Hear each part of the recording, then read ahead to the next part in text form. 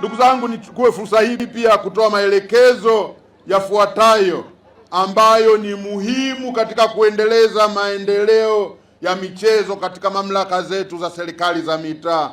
Halmashauri zitumie michezo kama nyenzo za kuimarisha afya, ustawi, mshikamano na tija kwa watumishi. Leo hii tumekutana hapa watumishi zaidi ya 5,000. Kila mtumishi ametoka kwenye halmashauri mojawapo kati ya hizi halmashauri 177.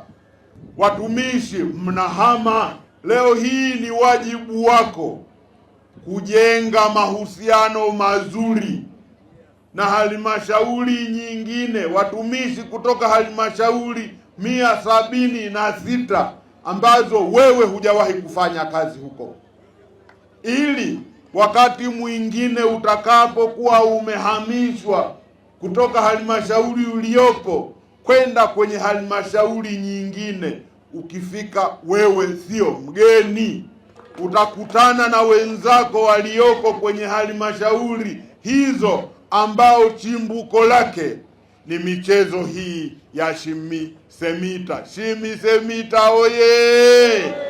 Michezo ni afya, michezo ni kiunganishi kwa watumishi. Tumieni fursa hii kujenga afya zenu. Tumieni fursa hii kupata mashirikiano na watumishi wenzenu kwenye halmashauri hizi ambazo mmetoka. Nitoe rai kwa wakurugenzi mlioko hapa. Watumishi hawa waliopo leo isiwe wanatoka kwenye headquarters pekee. Tuna watumishi wengi ambao wako kwenye levo za kata, kwenye levo za vijiji, kwenye levo za vitongoji. Watumishi wale ndio wanaotusaidia kukusanya mapato. Kwenye michezo hii wakija hapa wanapata hata ari ya kuendelea kutusaidia kukusanya mapato.